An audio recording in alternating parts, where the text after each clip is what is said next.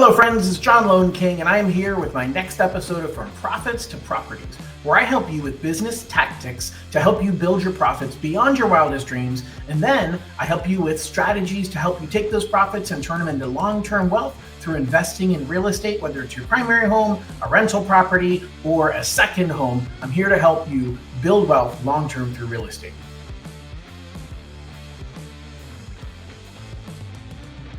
So today I want to talk about something that has really meant a lot to me over my career as far as my ability to grow my business, and that is focusing on my recovery rates. Recovery rate was something I was taught a long time ago, and it really comes down to how deep do you go when you get sad or depressed or upset, if you lose a client, if you lose a transaction, if an employee quits, like where do you go with that and how quickly do you recover?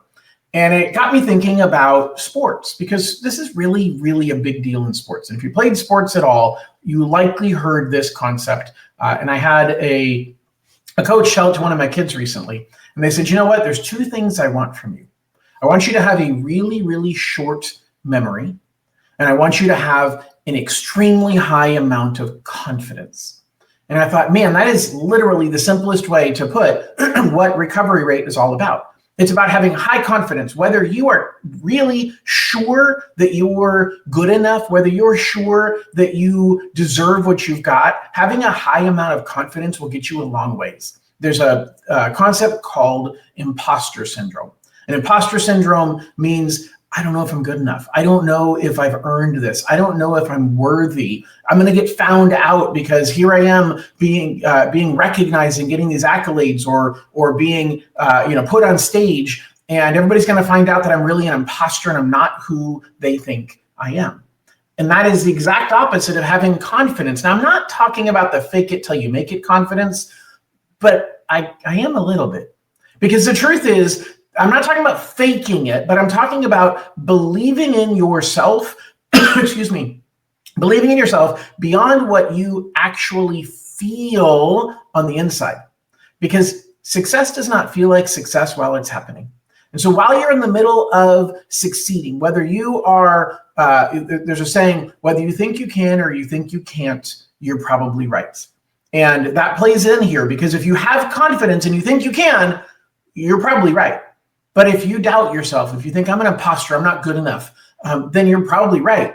And that plays into recovery rate, because things are going to happen. You're going to miss the shot. You're going to lose the deal. You're going to have something happen that you had an expectation this was going to happen, and you failed. And maybe even worse, people watched it happen. And now you're embarrassed, and now you're feeling insecure. And the best thing you can do is have a really, really short memory. And so your goal, my wish for you, is to recognize what it is that you do when things go bad, and how do you shorten that recovery rate? How do you make the mourning period as short as you possibly can so that it doesn't drag on longer? Give you a good example. In the mortgage world, we think monthly. Like each month we close a certain number of transactions, we get our pay based upon that, and maybe you have a bad month. Well, if you have a bad month and you let a bad month hang over too long, you've literally lost half of the next month. If you let it go for a week or two and you're really in the doldrums, and you are frustrated and you're sad and you're depressed, guess what? You're likely to have another bad month, which will lead to another deep depression or frustration and lack of productivity. The best thing you can do is to mourn quickly and move on. It is not the end of the world. The truth is, you have one problem, which is the amount of business you did last month, but you're turning it into two problems, because you're taking the amount of business you did last month as being below what your expectation was, and you're causing yourself to likely repeat that in the coming month. And so you want to decrease your recovery time. I got some bad news recently that one of my recently hired staff members quit unexpectedly. And I started getting kind of frustrated and thinking, you know what? What am I doing wrong? Why did they leave? What's happening? And then I quickly stopped and said, wait a second. It just wasn't the right fit, or there's something about that person. Because I got a lot of people who work for me that everything is great. And so I'd rather know quickly that it didn't work out. And so I found the silver lining, and now I'm moving forward and I'm saying, hey, here's an opportunity for me to find another great person.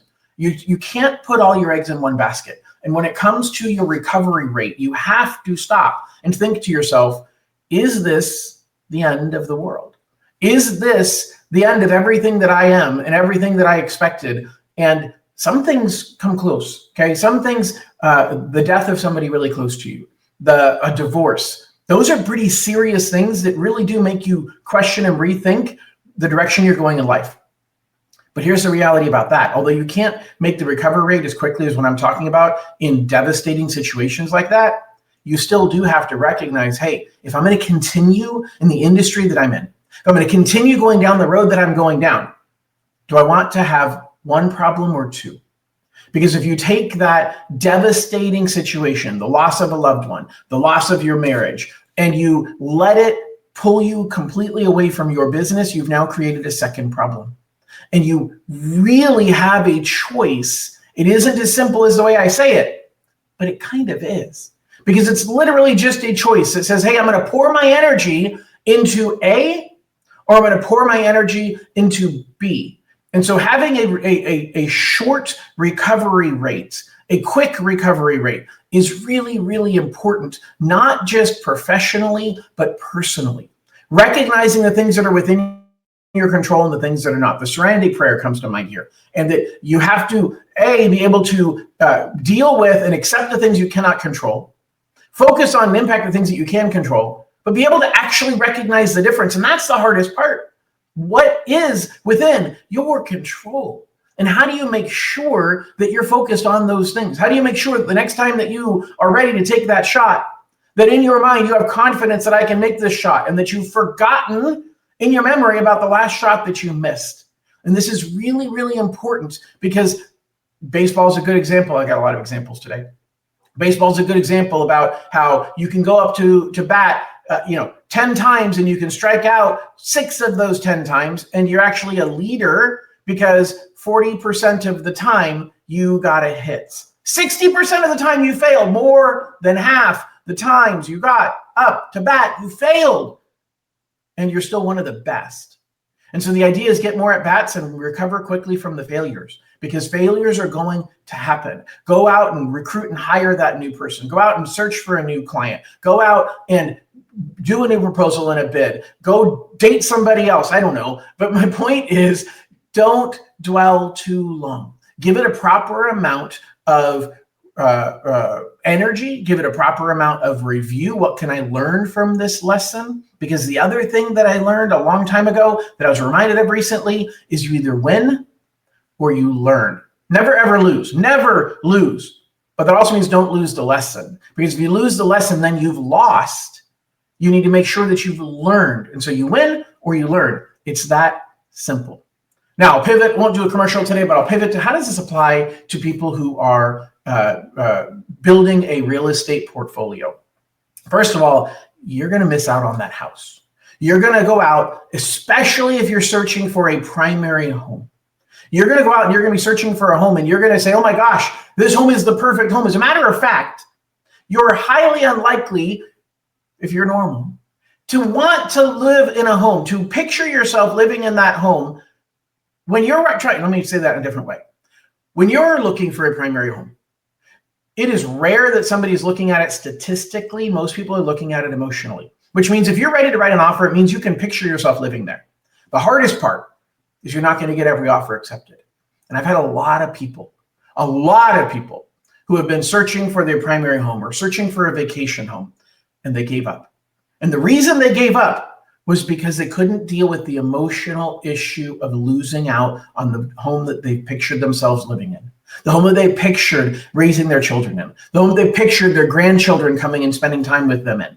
These emotional issues are real, and it's about shortening the recovery rate. It's about going into it with the expectation that, hey, I'm not going to get every home.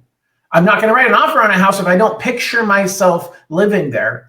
But I know that I'm not going to get every home. And so if I know that going into it, and then I have a plan for mourning the loss of the home, because you're not going to get the first home that you write on very often. And so have that expectation in your mind.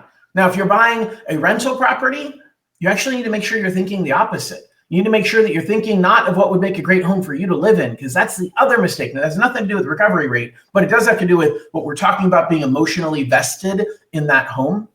You should not be emotionally invested in a rental property because it's not for you.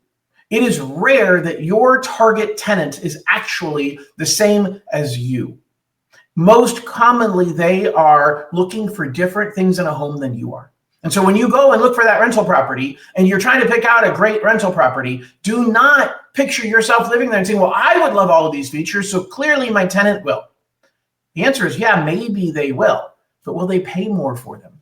Should you buy the house that has the upgraded cabinets and the upgraded countertop and all of this stuff, when the truth is the rental market that you're in isn't going to give you any more return on that? Should you buy the corner lot that has RV access? Because guess what? The rental market that you're in may not give you any value for that. And so you're spending more money for the property, but you're not getting any more out of it in rental income because your prospective tenants don't see that. It makes it more marketable, meaning, gosh, for the same amount of monthly rent, if I can get a corner lot compared to a non-corner lot, I guess I'll pick the corner lot. That makes it more marketable, but it doesn't make it more valuable. I'm not going to spend $100 more per month. Well, unless I've got an RV and unless you're going to let me park the RV in the backyard as the landlord, but now you're looking for a very, very specific tenant, and that's harder to find. And so now you've got less of a pool of applicants that want to rent that property because now you're looking specifically for someone who has an RV or a trailer that wants to be able to park it in their backyard. Now, can that happen? Sure, it can, but you got to recognize there's a trade-off there. Now, getting back to recovery rate, the point of all of this, and I'm going to summarize right now, is to simply say, as the coach told my kid, have a short memory. Keep your memory as short as you possibly can. Whether you did good things or you did bad things, because sometimes when you do really good, that short memory can serve you well. Another story recently, my kids went to a tournament and they were playing against a team that they had just beaten. And they thought, oh my gosh, this is great. We're going to beat this team again and advance to the higher bracket of the tournament. And they got beaten badly. And it was that memory of, oh, we can take this team, that made them not try as hard. And so sometimes when you're on top and everything is going your way, you kind of want to knock yourself down a bit. You want to recognize, hey, I'm either you are in a storm, you are coming out of a storm, or you're about to head into a storm. Now, what am I meaning when I say that? I mean that, look, when things are great and you are not in a storm, you're not just coming out of a storm, like everything is great. The truth is the cycle says at some point you're going to go back into a storm. You're going to hit a slump. That is just normal life. That is not me pouring cold water on your great time. It's me recognizing things are never as good as you think they are. And they're never as bad as you think they are. And so in this tournament, the kids could have done a lot better had they gone into it saying, you know what? Let's just play them like they're a fresh team. Let's not think about that last game, and let's give it all that we've got. Instead of thinking, well, we beat them, so we're going to beat them again. And then they got beaten.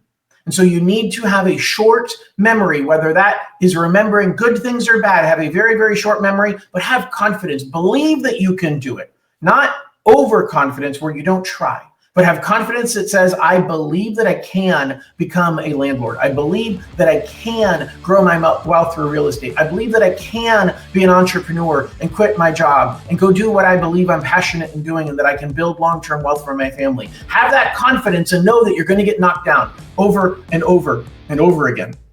And so have a very, very short memory. Thanks so much for listening. Please reach out if you have any questions. I'd look forward to the opportunity of taking great care of you, and have a wonderful day. Bye-bye.